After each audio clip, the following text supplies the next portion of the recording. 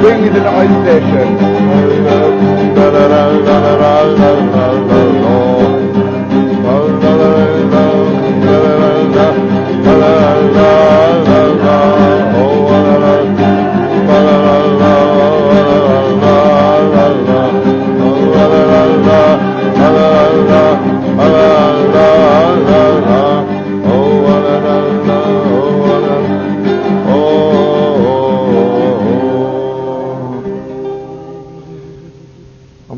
Your story, I don't know if it fits or not, but who cares?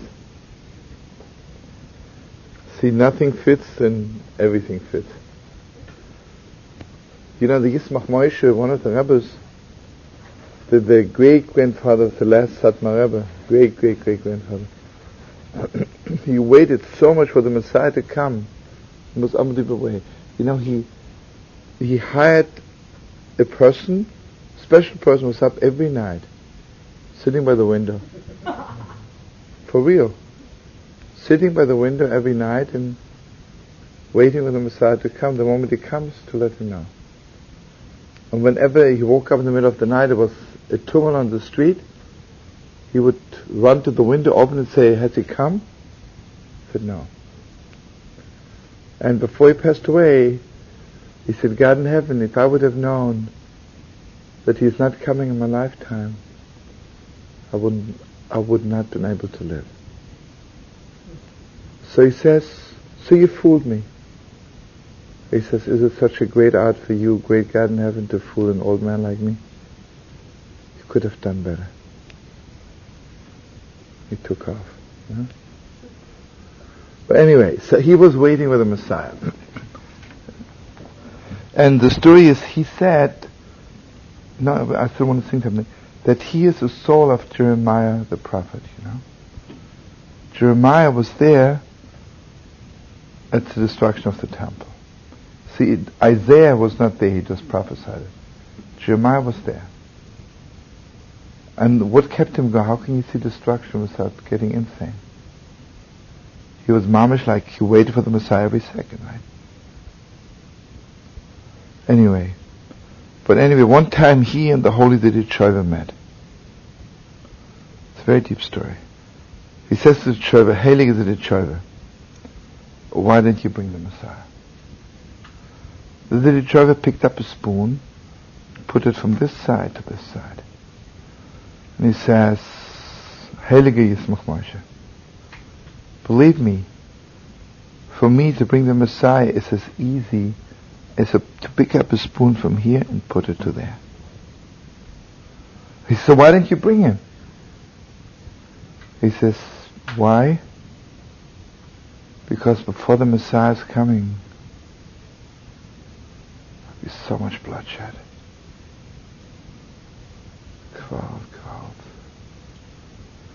Kvalt, baby, bloodshed. We will walk in our blood to our nose. So he says to him, Yisrael Moshe says, I don't care, you know, let's walk in our blood, but let him come. So the Shepherd looks at him and he says, that's why you can bring him. It's a unbelievable story. Did I tell it to you already? Not yet, no. It's unbelievable. You know, while I was in Israel just now, I picked up a Gewalt Sefer, I have to show it to you. The Yidler who writes, he writes the story in the foreword. It's a book called Zechonos. He writes what happened in Mamash from the day the Germans took over Hungary till they came to the Holy Land. But Mamash, a day-to-day report, you know. And he writes this in the foreword, the story.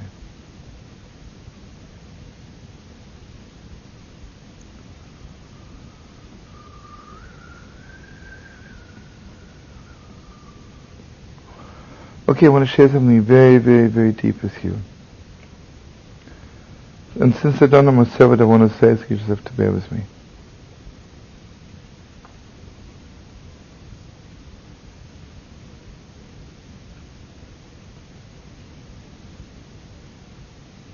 Okay, here we're talking about bloodshed, seeing destruction. God forbid, you can become insane unless you have the vision of the Messiah. Unless you have a vision, right? Tell you something very, very deep. I'm not a doctor, but how can you cut a human being, take a knife and cut a human being? But you have a vision, I'm saving his life, right? It means you shed his blood, but you have the vision, I'm saving his life, right? But imagine if I don't have this Messiah vision that I'm saving this person, how can you take a knife and cut somebody open, right? How can you cut somebody's heart out?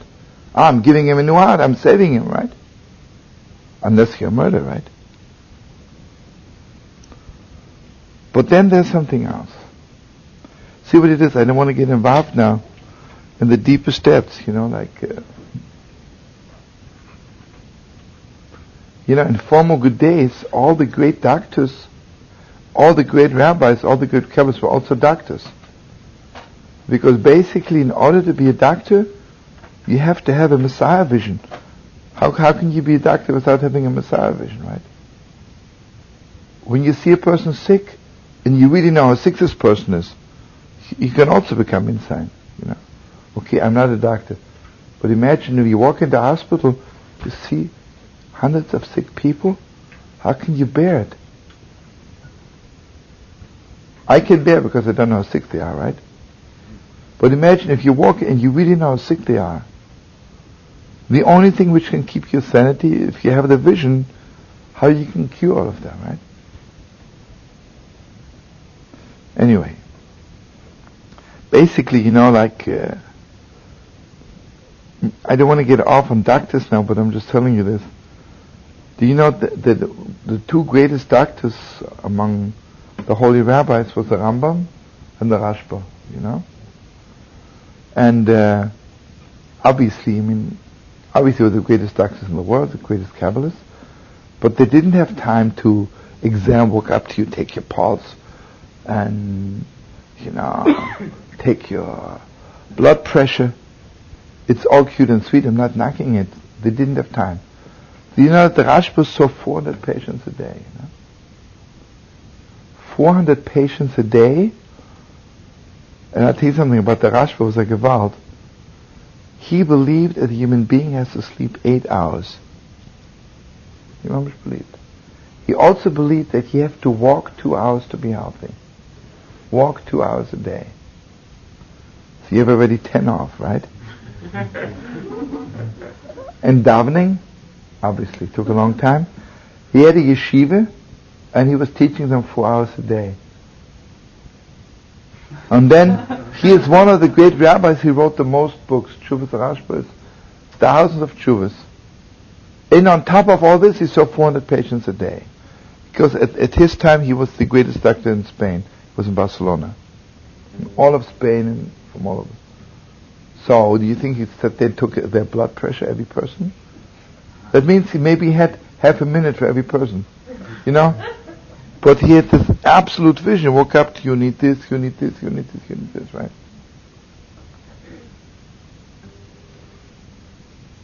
Okay, now.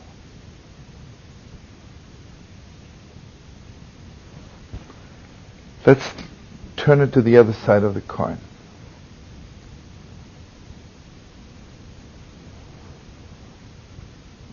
You know what it means to be a slave? To be a slave is that I absolutely lost the vision how great I could be.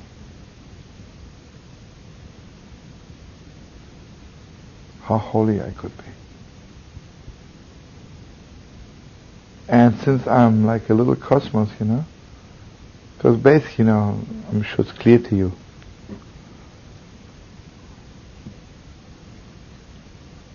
it's true we are God's image, but God is also a bit our image, right? If people walk around thinking, there's no hope for the world, what do they mean to say? I gave up hope on myself, right? If people walk around and saying, the world is disgusting, they mean to say God is disgusting, I'm disgusting, everything is disgusting, right? To be in exile means I lost. Listen to this. Do you know that there's no prophecy in the time of exile? Prophecy is only in Israel.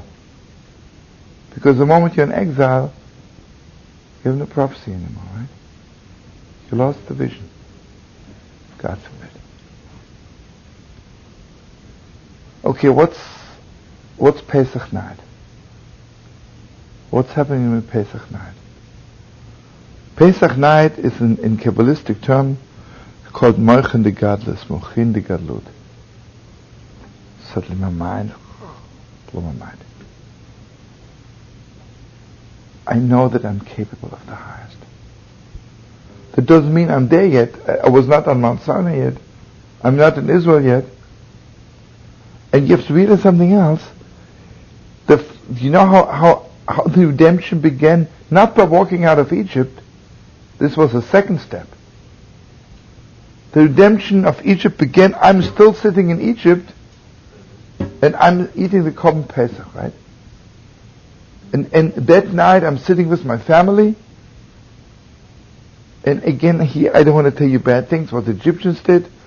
If everybody remembers that the firstborns were begging their fathers, please tell Pharaoh to let the Jews go because I don't want to die. And there was like a war going on between the children and their fathers.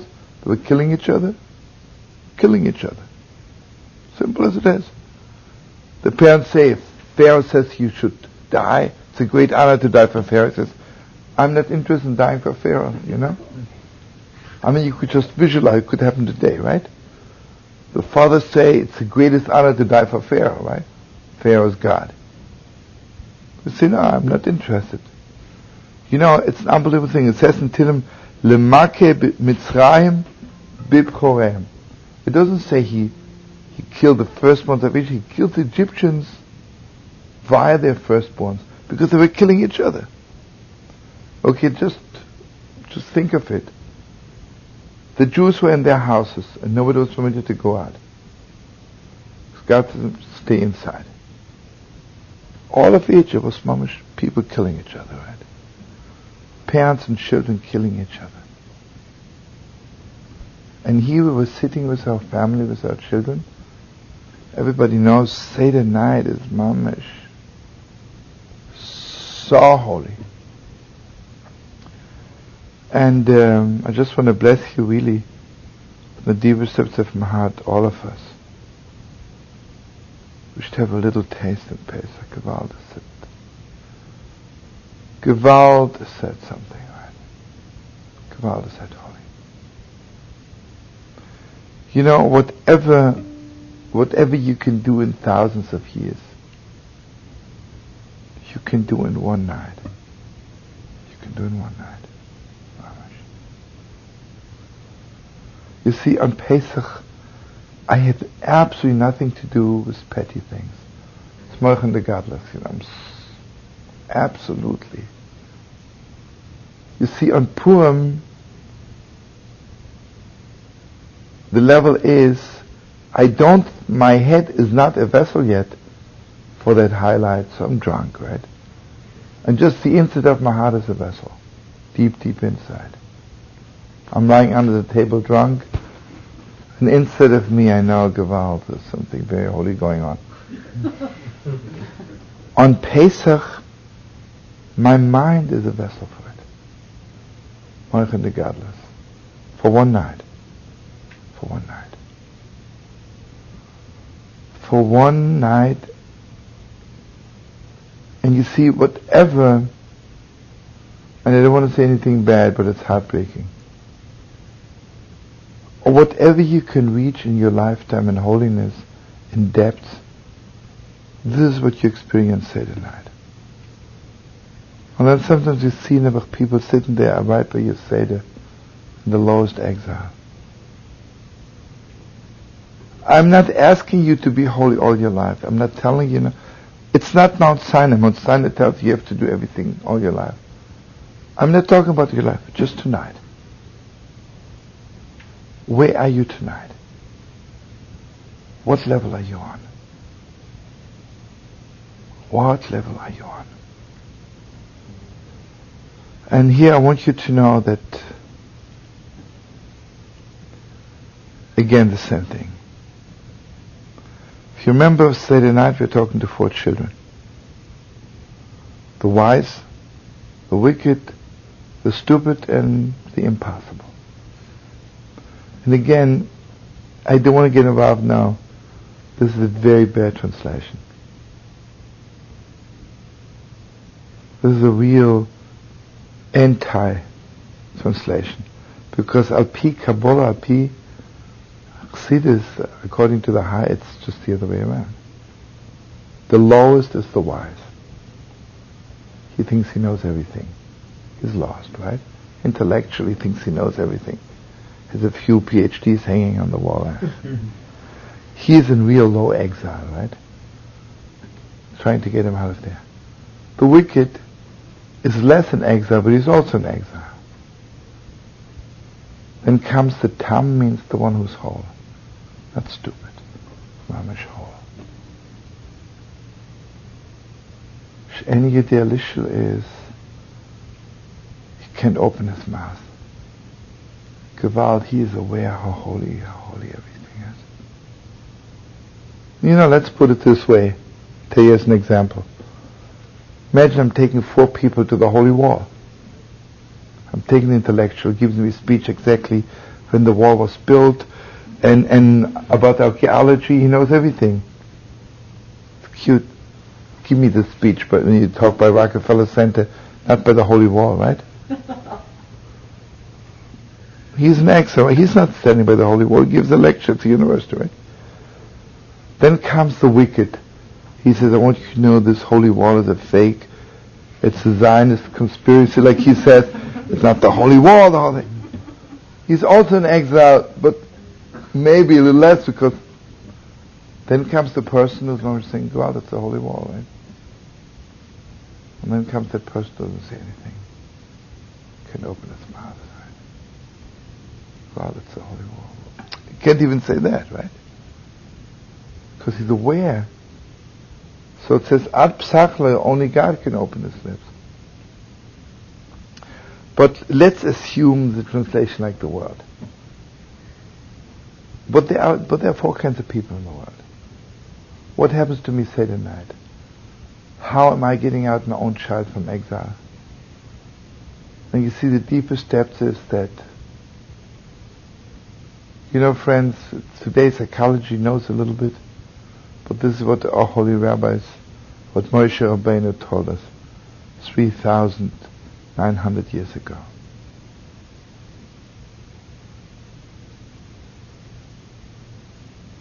Your child is only like this because you have no idea who your child is, right? If your child is wicked, because you think the child is wicked, right? Your child is such an intellectual because do you know that your child is capable of feeling, of tasting? And meftir nach Pesach you know. Your child is intellectual because you give him a taste in Yiddishkeit. You give him a taste in life. Okay, I don't want to dwell on that. I just want you to know that the truth is, you know, if God would give me a taste, I mean, not me personally, all of us, but me, a taste, what I really am, how holy my soul is, I wouldn't be able to bear it. I wouldn't be able to bear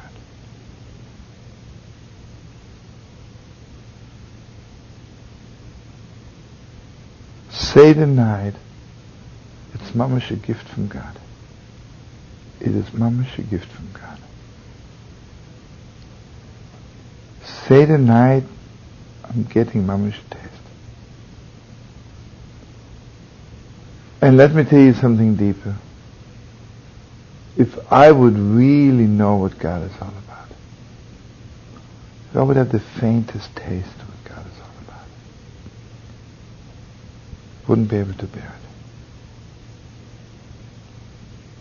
You know, if I would be aware, you know, it's very beautiful to say, you know, God is here, God is there, wherever you ask God, you're guarding around all year long, it's cute.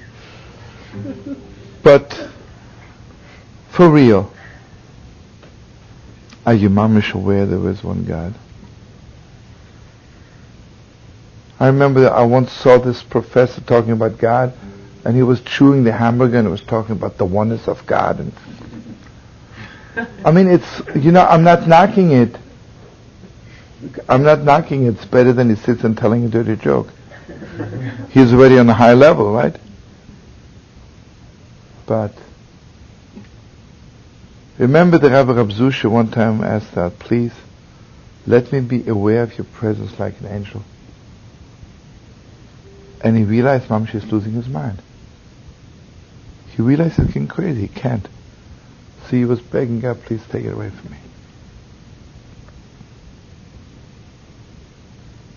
Okay, Seder night, once a year. And this is mamish what keeps us going all year out of exile. Mamish, God gives us a taste what God is all about. What God is all about. And can you imagine the deepest privilege in the world? Seder night, I can give it over to my children. Kval is so deep. And I'm giving it over to my children by giving them a piece of matzah. You cannot give lectures about God. You cannot give a lecture. It's a gift from heaven, right? You know what matzah is? Matzah basically should have no taste. It's flour and water. And I want you to know something very, very deep and without hurting anybody's feelings. And again, I want to ask you and beg of you, I have nothing against machine matzah. Unless you eat hand matzah, you don't get the right taste, because in Egypt we didn't eat machine matzah. It's very cute, but you don't get a taste. Forget about Egypt. You don't get a taste of matzah. And I'll tell you something very deep. If the matzah is not made by a yidele who goes to the mikveh before he makes the matzah has no taste. Facts of life. The more holy the person is who makes the matzah, the better taste. Do you know something? There are companies all over the world who make all kinds of food. How come there is not a non-Jewish factory who makes matzah? Matzah is a good thing. Did you ever think of it? They know they can't. They can't. Facts of life. They just can't. Maybe Jews can make pizza, right? Why can't they make a little matzah, right? But now listen to this. This is already like a machine matzah. Talking about hand matzah. I don't know if any of you are aware of it. Do you know that in Eretz Yisrael, especially if you can put your hands on little hand matzah from Eretz Yisrael, you know what's going on there? They're mamish people who prepare themselves all year long for that holiness of baking matzah before Pesach. Okay, we get matzah which was baked maybe a few days before Pesach. Do you know that the rabbis, for instance, only eat matzah which was baked Erev Pesach, Okay, one time I had the great, great privilege. The Bava Rebbe was baking matzah. Mamish. It says, you have to bake it fast. Everything is fast. And here I want you to know something we spoke about a lot of times. Why do we do things so slow, friends? Because we're not sure about it, right? We're not sure. Someone heard from a comedian, Jackie Mason, says he has back trouble. He says, I have trouble getting my back off my bed, Back trouble. But we all have back trouble. You know why? Because it's not clear to us why we have to get up, right? Because whatever we have to do, most of us, what we do in life, we're not so sure if we're doing the right thing, right? This is me. If someone calls me up and says to me, okay, let's put it this way.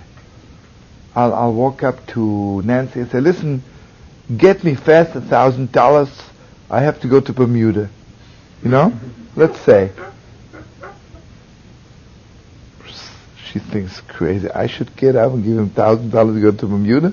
Let him work for himself and let him scratch together $1,000, you know? So she's not going to jump up like a dog and get me $1,000. But imagine, I'll tell Nancy, you know, somebody is drowning there in the ocean and the river. She'll run like mad, right? Because it's clear to her, she has to get up and do it, right? Anything which is clear, you don't have to say it, right? Pesach, Matzah is that it's mamish clear to me. Mamish clear to me. Do it so fast. You know what exile is? I do everything, but it's not clear to me. I know what the matter, I write books about it, I make money on it. But is it clear to you? Is it absolutely clear to you? Okay, now listen to me, sweetest friends. Pesach night. And here I want you to open your hearts in the deepest way. You know, we're living in a world of lights and vessels. There is no such thing as pure light. Every night leads a vessel. Do you know the light of Pesach? There are no vessels in the world for that light. There are no vessels.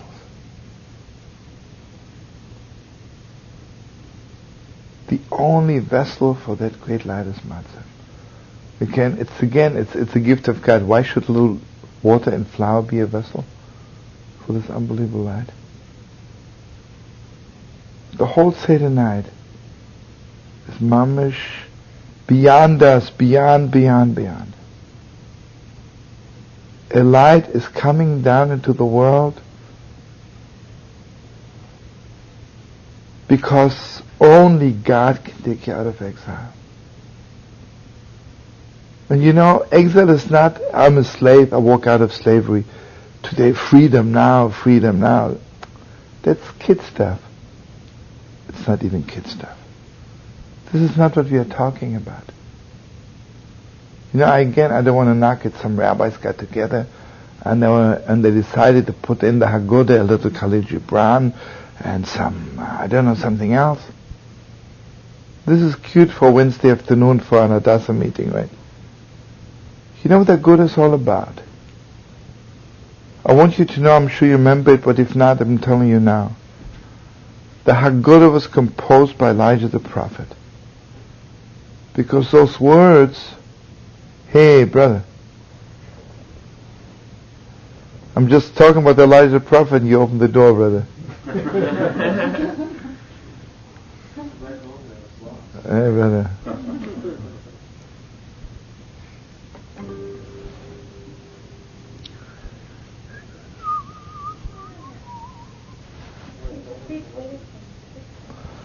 I have to share something with you. Sadly enough, you know, I just didn't find that good yet. One of the biggest rabbis before the war was a holy Ratzminer. His name was Reb Shlomo David. Did he ever tell you about him? Gewalt. Listen, the most unbelievable thing is, somehow he didn't have children. He composed 2 books. And in the forward, it's just very simple, but just heartbreakingly beautiful. He's begging everybody who reads his book, who studies his book, should pray for him to have children, you know? And, okay, one book is commentaries on the Haggadah, you know? And the other book is a Gewalt, how to educate children. It's a Gewalt. Chinuch habonim, you know, it's unbelievable. And the craziest thing in the world is, I don't want to say anything bad.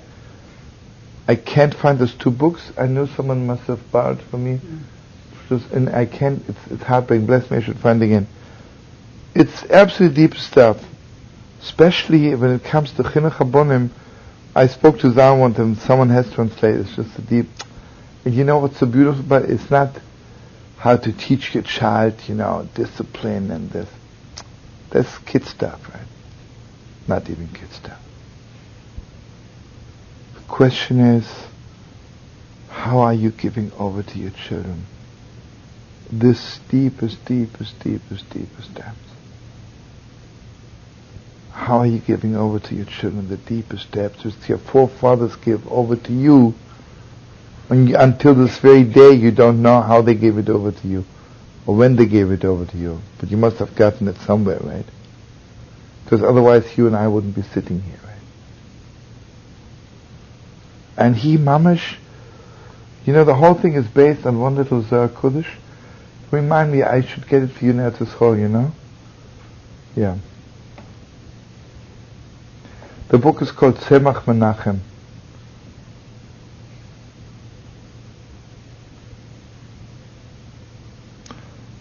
Anyway, so in the foreword he writes like this. He says, I want you to know that the Haggadah was composed by Elijah the prophet. Because nobody in the world could, how can you put words together for that night? It's beyond words, beyond everything. It's beyond vessels. It's absolutely just a light is coming down from heaven which is so exalted. So exalted.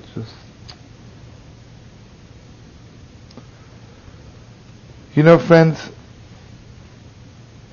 I had the privilege of seeing some real holy people by the Seder. God. Oh, the sad deep, God, the sad deep of the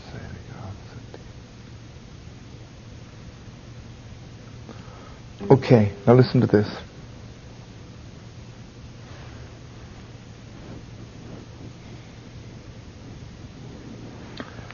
Hear what I'm saying. Seder night, one night in the year.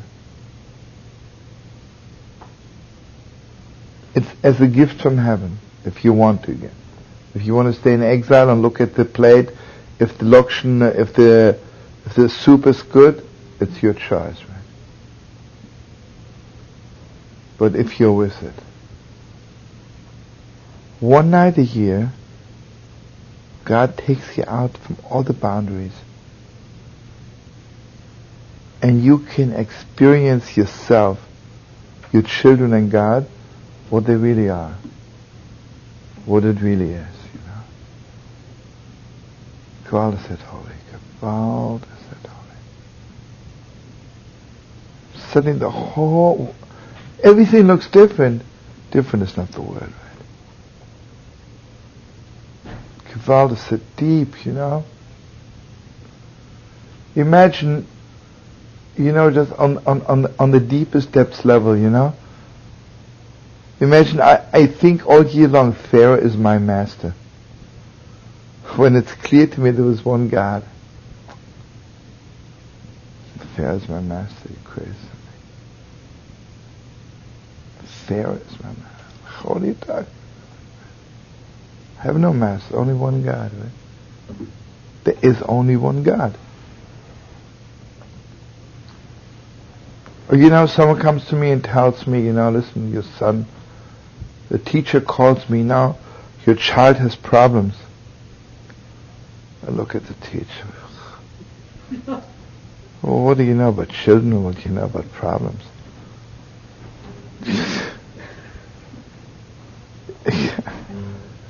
You don't even know what a human being is, right? You don't know anything. Okay, now let's go one step further.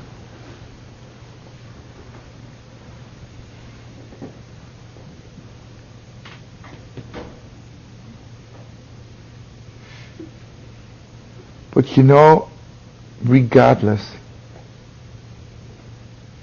I don't want this light just to go through me and leave. Friends, Every person has great moments, but you know what the problem is? They don't stay with us. They don't stay with us. You know what our problem is? I can be the highest person 5 minutes ago. And 5 minutes later, I'm the lowest. And it's gone.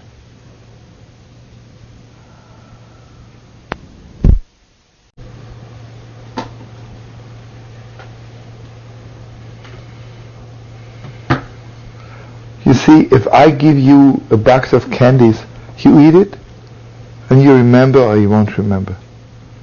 When God gives me a gift, God wants me to keep that gift, right? Listen, I'm not God, but when I give my child a gift, I want my child to have this gift forever and ever, right? Can you imagine how much more God? Seder night, God gives me the greatest, holiest, deepest light in the world. And everybody in the right mind knows that Seder night is not a night. We just call it Seder night. It's not a night.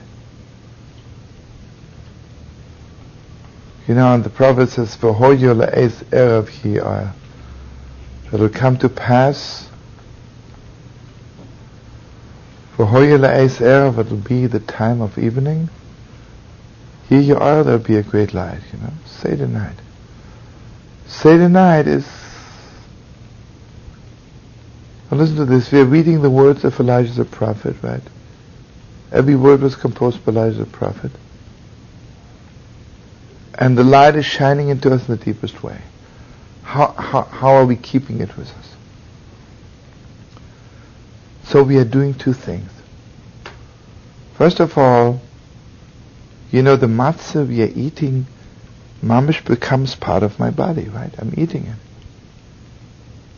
It's mamish getting into my bones, into my toenails.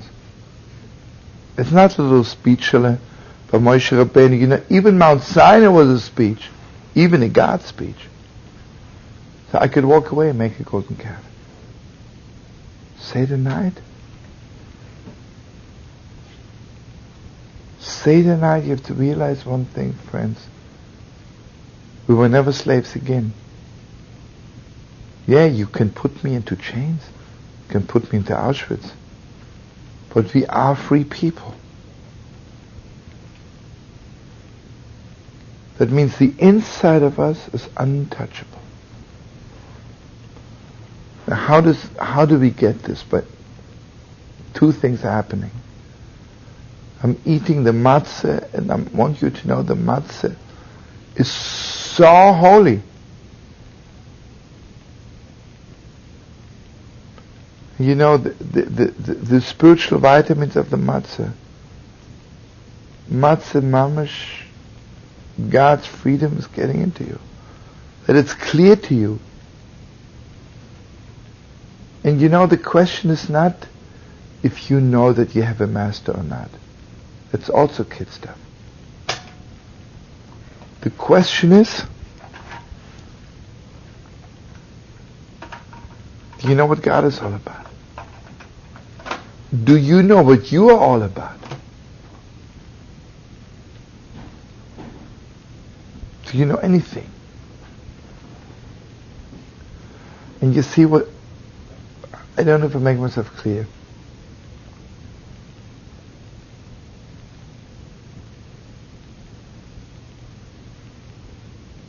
You know, let's take between people, you know. Imagine if there would be one moment when I can be so close to another human being that their soul is shining into me beyond vessels. Because if my soul is to be a vessel for your soul, I'm already cutting corners, right?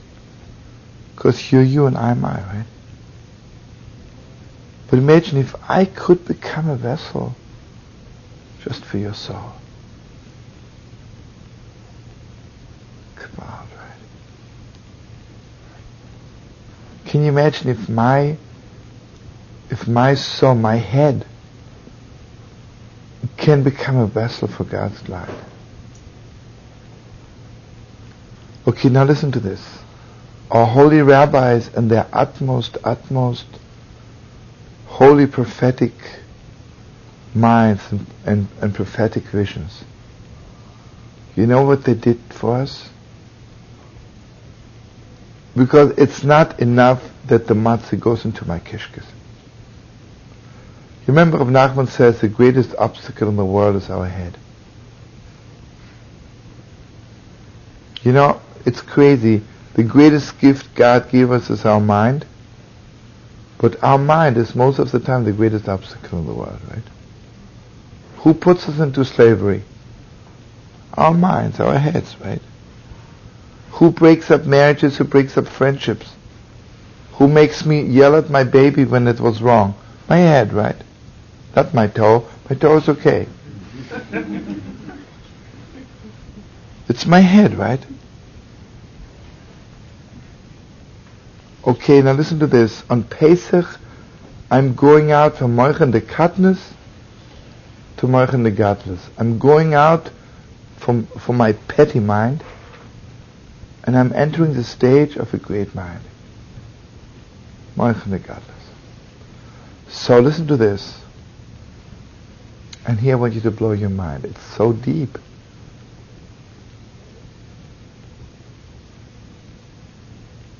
You know, adults, when they ask a question, you know what they mean? Imagine someone tells me 1 and 1 is 2. And I'm asking, how do you know that? You know what I mean to tell you? I'm not so sure if it's really true, right? So when I ask a question, I'm already cutting it off a little bit. Then you answer back, but it's already, the whole thing is already lost. You know, when a child asks a question, it's not asking, cutting you off. Tell me, I don't understand, right? When I tell my baby 1 and 1 is 2, and she says, why is 1 and 1 and 2? It's okay, show me your hand, right? Say 1 and 1, count again, it's 2, right? But when she asked me, why is 1 and 1 2? She didn't say, I think you're wrong. She meant to say, explain it better to me, right? So you know what we are doing, say tonight, God in His utmost mercy? In order to have a little vessels, even in our minds, for this deepest of all lights, our children are asking. And we are asking together with our children. And everybody knows by the Holy Baal Shem say tonight. You know, it says, V'kana ben shoel, and here the children are asking. Everybody knows that at that moment you could ask God everything in the world. And you know what's so beautiful in Hebrew? Asking is not just asking. Shoel means also praying and begging, you know. Begging. I just bless you, really, when it comes to Manish Tana, you should mamish be on the level, you know. You know, again, I don't want to say anything bad, but a lot of people think it's kid stuff, it's cute. You know, my little Patsy was asking Manish Tana, very cute. She learned in Hebrew's cool, and everybody says, she asked beautifully, and I'm not knocking it, please don't take me wrong. But this isn't where it's at. I just have to realize when my child is asking Manish Tana, Mamish, all the gates of heaven are open. Yeah. All the gates of heaven are open. And this is not kindergarten stuff. But you know what it is? Only the innocence, the holiness of my child, my child's question, has vessels to bring down this great light that my mind should not be an obstacle anymore. That my mind should become so clear.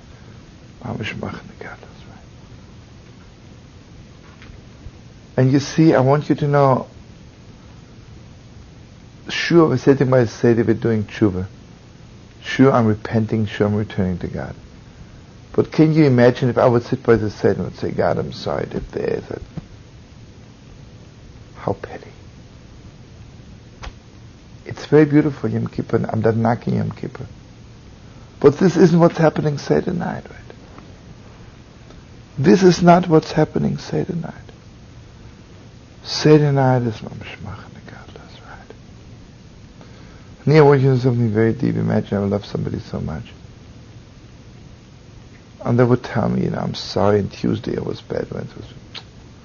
What's it doing if we don't spoil the evening with pettiness? Forget it. We'll talk about it another time, right? Right now, it's the highest, deepest.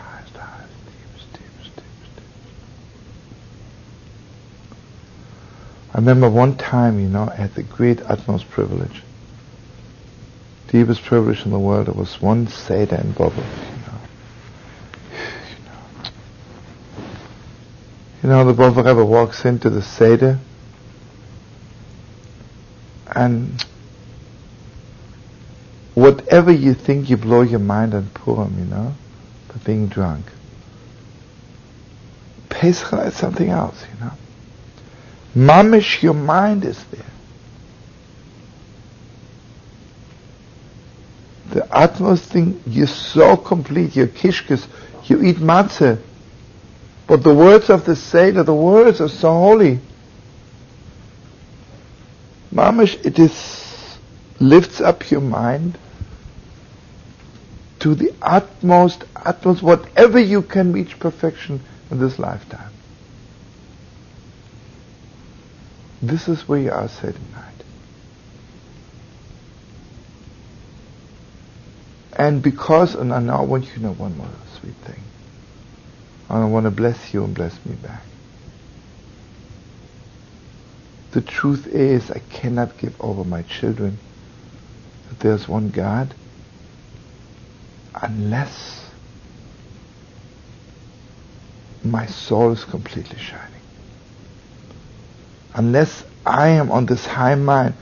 If I am still on a petty level and I'm telling my child, there's one God, and God tells you to do this, it doesn't go.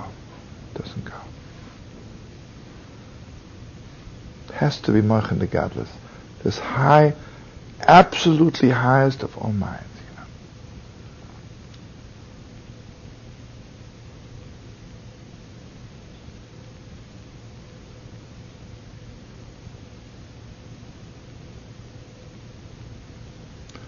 And by all the rabbis, really, Manishtana was like,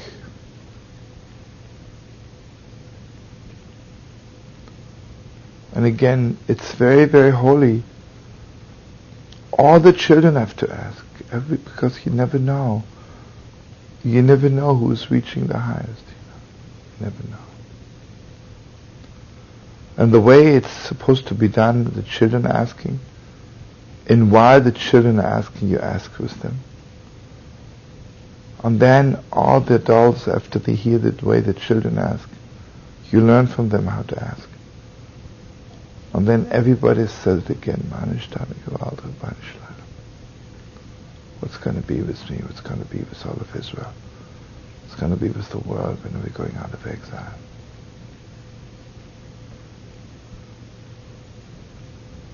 You can mamish pour out your heart before God in the deepest,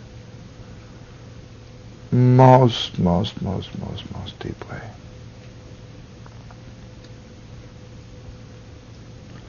And again, everybody by his right mind knows the words of a good and not the answer. I'm not looking for an answer. Because if I ask you a question and I wait for an answer, I'm petty. Even that is petty.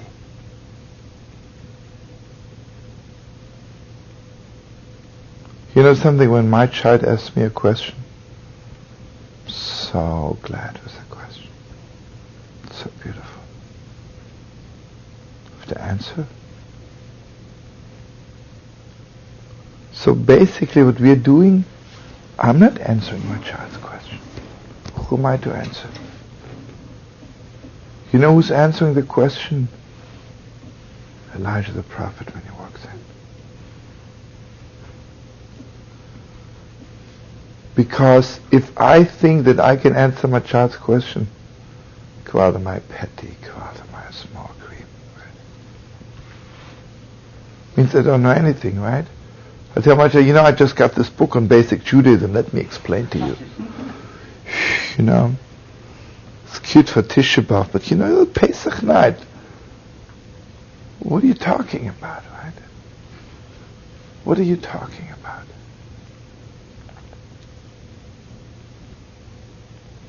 And again, I want to really bless you. Some people think, after Avodah Meyino, you give your child a little soup and then put them to sleep. It doesn't matter if you put your child to sleep on the table, on the matzah, who cares? The children have to be there when the Elijah prophet is walking in, right? Because maybe it's only coming because of your children, right? What do you know? It doesn't mean your children have to be up. Don't force them. Don't mortify their flesh. You have to tell them, wake them. I saw some people waking up their children. They wake up and they never begin to cry. We can talk to them while they're asleep also. Leave it up to Brother Elijah. He has his own way, right? I tell you something. I just want to share with you. Last year, it was so special for me. It was like,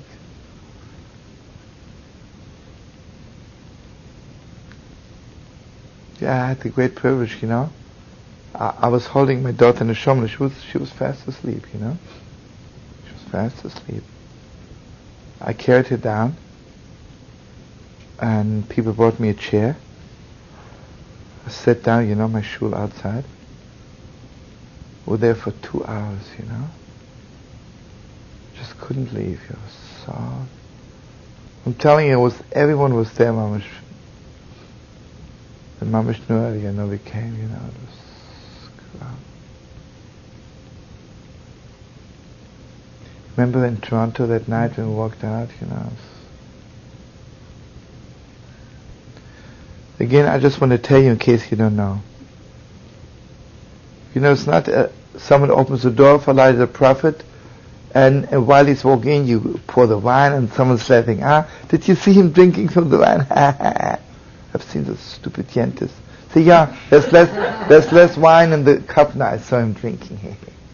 Do you know how much they are in exile, those people? I don't want to say anything bad or gewalt. I don't want to say they're hopeless, but they're hopefully hopeless, I want you to know something, sweetest friends. Really, in case you don't know. Everybody takes a candle in their hand and you walk to the door. Mamash. And again, listen to this. By Manishtana is the time when I pour out before God all my questions. And let's face it, friends, is there anybody in this world who can say that their life is really the way it's supposed to be?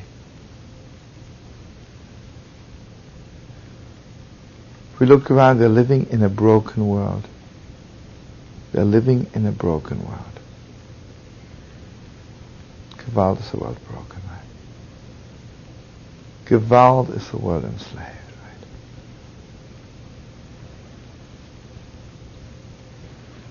I don't know the answer. But here comes Elijah the prophet. And again, he doesn't say anything, right? It's not a lecture. But Elijah the prophet puts something holy inside of me.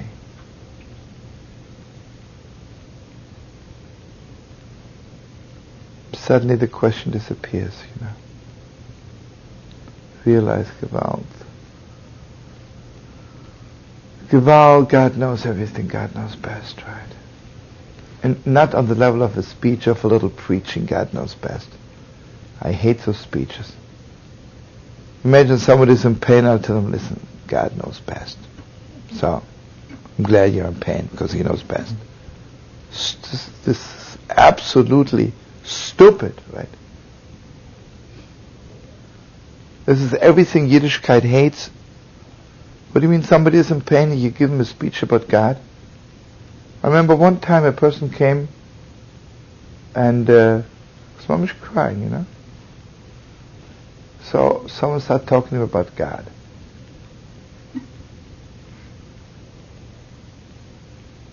I've never seen anything so ungodly, you know. Because God himself wouldn't talk like that to him, right?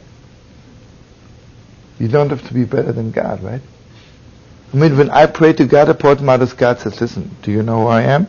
I mean, really, I hope you're aware, you know. And let me show you my schedule, you know. That's not where it's at. But whatever I have a little vision of the Messiah, whatever I have a vision of the Messiah, whatever I have, and here I want you to know something very, very deep, friends. You know, there are some people in the world, when your mom is very heartbroken, and you meet them, you're a little bit less heartbroken. They didn't tell you anything. You know, all the big rabbis, what did the Baal Shem Tov bring into the world? You're broken, you go to a rabbi, and somehow you're still broken, maybe you're still sick. And maybe you're still broken, but you're less broken, right? What happened to you? So Rab Nochem Chernobyl says the deepest depth of the world. Rab Nochem Chernobyl says, when you give a good word to another person, Elijah the prophet walks with you. And friends, we talked about it a lot of times, but maybe some of you here weren't there. You think it's a joke when you tell somebody, you know, you look so beautiful today. It's like stupid flattery. Do you know that Elijah the prophet walks with you at that moment? You give somebody a good word. Do you know what that means? It's the deepest depths of the Torah. It's the deepest depths of God's service. Rab Nochem Chernobyl says, at that moment when you give a good word to somebody else, at that moment all the gates of heaven are open for you. Mamash, right? You know, I tell you something, imagine you see someone who's broken, mamash, ugly, and look gefährlich, right? You have trouble keeping your eyes on that person. It's really gruesome, right? And imagine you have enough guts to tell this person, you know, you look so good, really, thank God, you know. You know what you're doing to that person? You're reviving the dead, right? You're reviving the dead, right? Everybody knows Elijah the prophet is the master of reviving the dead, right? Because the first time the reviving of the dead is recorded is Elijah the prophet, right? So you hear what I'm saying to you? The question and the answer is not intellectual. I mean, it is in my head, but because Moich the Gadlus, right? And you know, Moich the Gadlus is not a bestseller. A high mind is something else. A high mind is so deep. Well, it's so deep, right? And the answer as a high mind, I'm a level of a high mind. Completely out of pettiness, out of exile. And just remember this, I'm out of pettiness. I'm out of the whole game of pettiness. I'm not into pettiness. Not me, right? Forget it. If you want to be petty, you have to wait until after Pesach. You can be petty on Yom Kippur with me, but not say the night.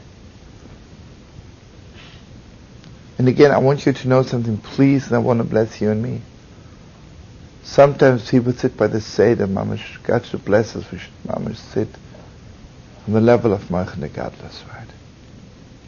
Come on, high mind, you know. And the answer, so I just want to tell you, is all those rabbis, all the people who have a little gift throughout the year, this, you receive it while you are receiving Elijah as a prophet. And imagine you find yourself during the year, you can't say something good to another person. You know what your problem was? You weren't there by the door when Elijah the prophet walked in. Simple as it is, right?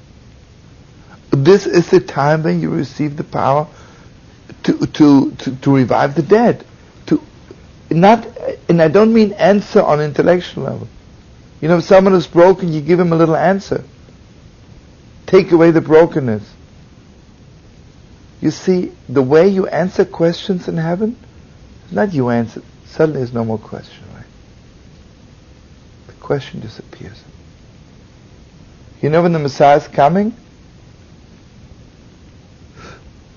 Be no more question. God will not give out letters, and read His digest. It'll be page 95, read God's message, It won't be that. It'll be something else. Okay, now just let me tell you again. And I want you to know this is a Torah from Reb Nachman. Reb Nachman says that the truth is the light of Pesach is so exalted. There is no way that it should stay with me in my mind. My mind is no vessel. But yet, our holy rabbis in their utmost mercy, Elijah the prophet prayed down to us, for us, that with the questions of the children, they bring this light down to us. It stays with me, mamash, purifies my mind. It's not just like a little ray of light goes through me and it's gone. It's like a flash, and I don't see it anymore. And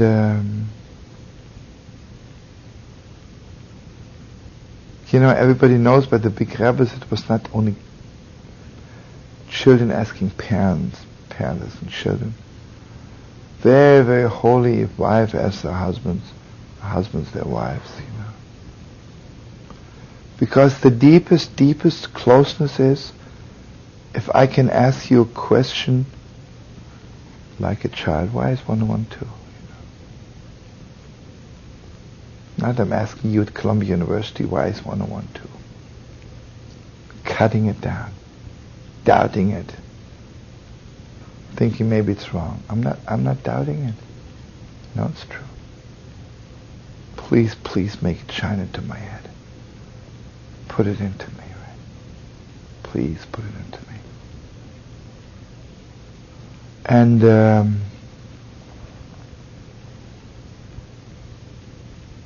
this begging, please put it into me, is so deep,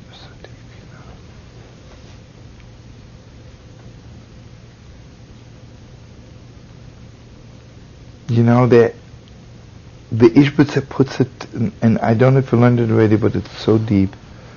I don't know if you remember this. Yeah, you remember it. I told you once the Ishbitzer Torah. The Ishbitzer says, and this is mamish mind-blowing. The Zohar Kodesh says, he quotes from the Zohar, which is unbelievable. There are questions which you can ask, and they have an answer.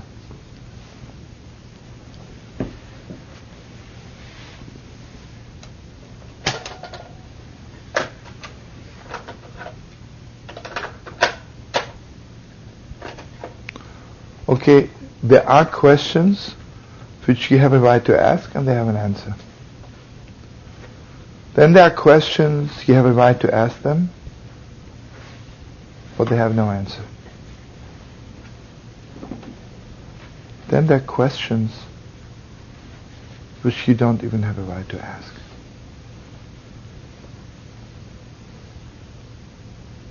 The Ishbitzer, listen to this is mind-blowing.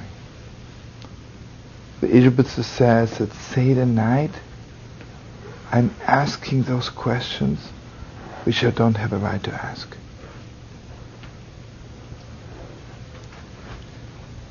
I'm asking the questions which I don't have a right to ask. But now listen to this deeper steps. I don't have a right to ask them on the level of questions of all year long. Like I told you before, I'm sitting in school and asking my rabbi, why is 1 and 1 2? On Seder night, when I'm out of exile, I can't even ask those questions. That means I'm reaching a place in heaven. And here I want you to know, friends, I can ask everyone, what time is it? Don't have to be very close.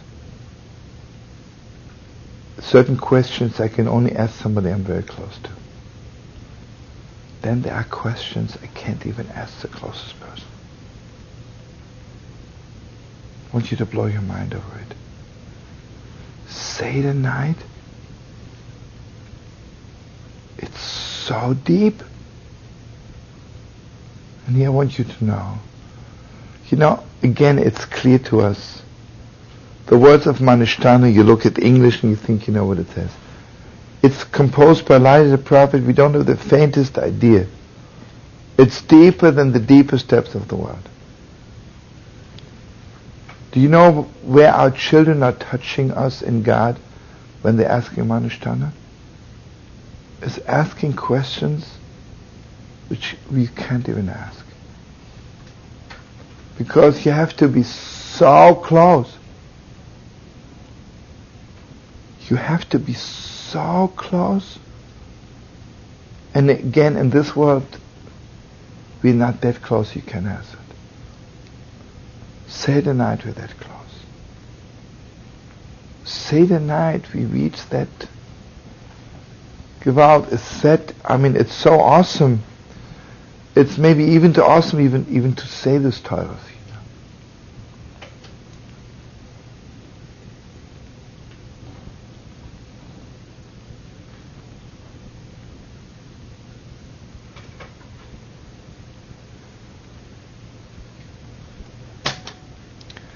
And again, just remember it. All year long, my way to serve God is, you don't jump to high heaven in 1 second, right? You begin here and you go slowly work your way up. The way God took us out of Egypt was not first you got out of Egypt, then you do this, you do that. That night, the way to go out of exile is, the first step is, mamish, we reach the highest level we can be on. That every Jew, Seder night, reaches the highest level one can reach in this lifetime. Again, if you want. And again, God should put it into us.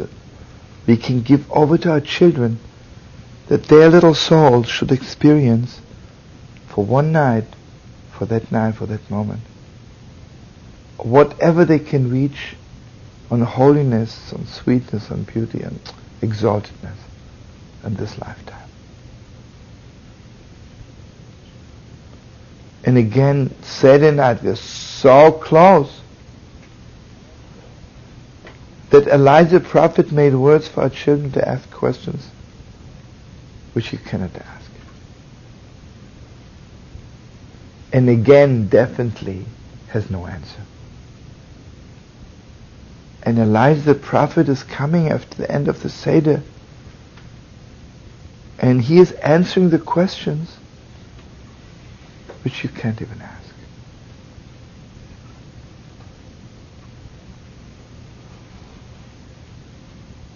Sweetest friends, I want you to know something. There are prayers which I'm ashamed to pray. I'm even ashamed before God to pray. Because remember, we're learning it, and just remember it. When we're talking about questions, we don't mean just intellectual questions. Prayers, beggings. Because v'kana ben shoel means not only asking, begging, crying for. There are prayers which we even have afraid to ask. We're ashamed to ask of God. Say the night when I say Manishtana, because my mind is so out of pettiness, and it's clear to me, I can ask of God anything in the world. Anything in the world. And Gewalt, you know, okay, we bench, we open the door, we mamish open the door for things which maybe the door was closed for 3,900 years. Maybe even the Baal Shem Tov didn't open the door. And maybe we are opening the door. Because obviously every year we're opening new doors. Because the door we opened last year, God never shuts doors. You know, the Kodesh says God only gives, God never takes back. God never shuts doors. We shut doors, God doesn't shut doors. That means every year we're going deeper and higher, and we open new gates. We were never there before. Okay, today was Rosh Chodesh, was a new month. Everybody knows the beginning of the exodus of Egypt is that God says, HaChodesh Adei Lochem. There's newness unto you. And you know what came down tonight? Today? Not renewal. Renewal is stupid. I mean, it's beautiful, but this is not good enough for me, for Pesach, when I have this high mind. For a petty mind, renewal is good. It means it's there, the same thing, I make it new again. I give my pants to the cleaner, they look new, right? But it's the pants I wore last year, right? HaChodesh is, I mean, mamish new. Mamish new. Absolutely new. And I'll tell you something, you know, I'm talking about God for so long. So, I was thinking the greatest is renewness. I'm looking at God with a new light. How petty. You think God isn't capable of more?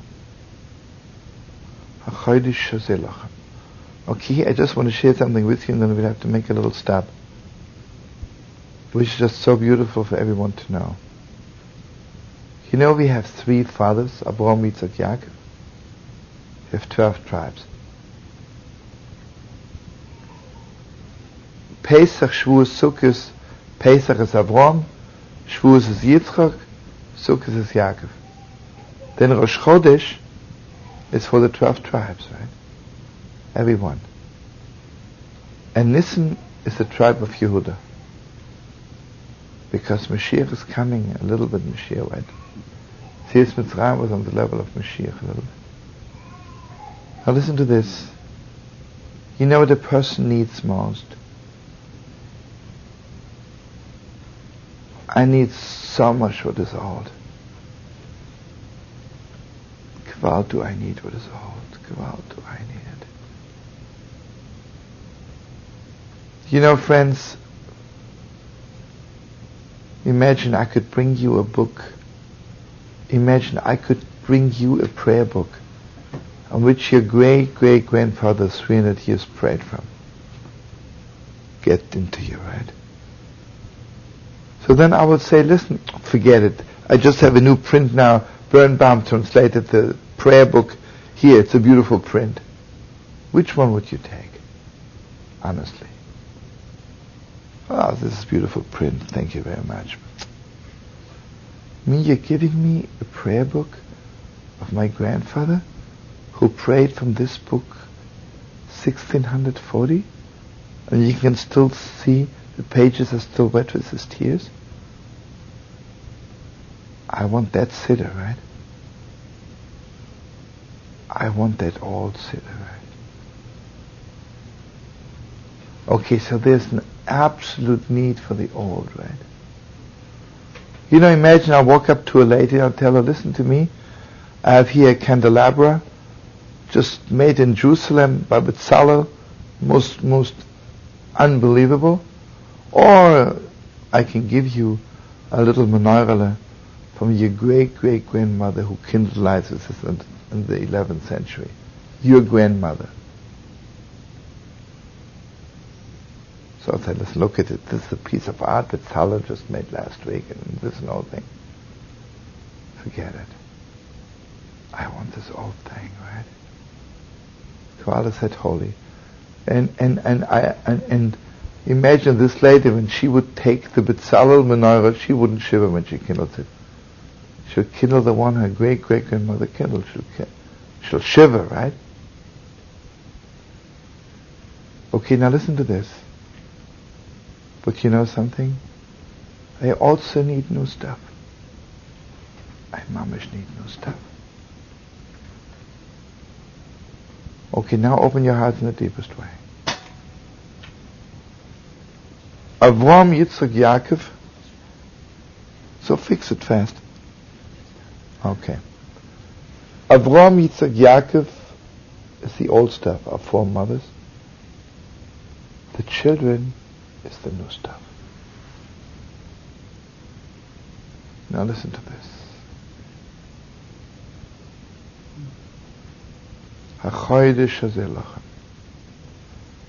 You know what it is to be in exile? When my new stuff has nothing to do with the old stuff. And you know what's David HaMelech? David Melech is Chorach HaRekayim. Mamish. The new stuff is one ray of light. And Gewalt, you know something? And I just want you to open your heart the deepest way.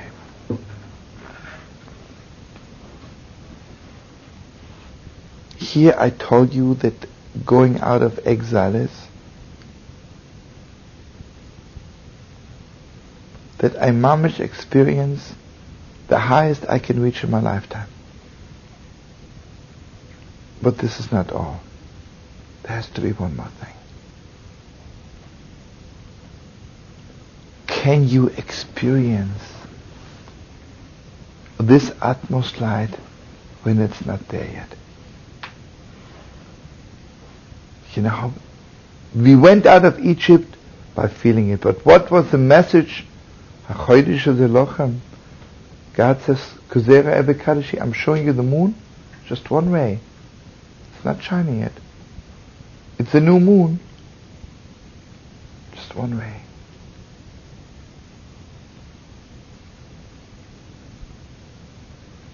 You know, friends, the deepest Messiah vision is, and it's much deeper. When the Messiah comes, you don't need the vision. So he came. You know what new is? And here I want you to open your heart the deepest way. New does not mean I have a new suit, I have a new teaching. New means I have the vision of tomorrow when it didn't happen yet. You know, sweetest friends, I'll tell you something, and this is the deepest depth. How do I know if I met my soulmate? If suddenly I feel newness of my life, I didn't get married yet, we didn't start a new life yet. But I have already this vision, right? It's clear to me. And you know what the holiness of the tribes is? It didn't happen yet. What's the holiness? What am I giving over my children? What does it mean I'm a good father? What does it mean my children received my light? That even when there is only one ray of light, on Rosh Chodesh, when the moon is just renewing it, so one ray of light, and they're already feeling the whole thing. It's utmost vision. Utmost vision.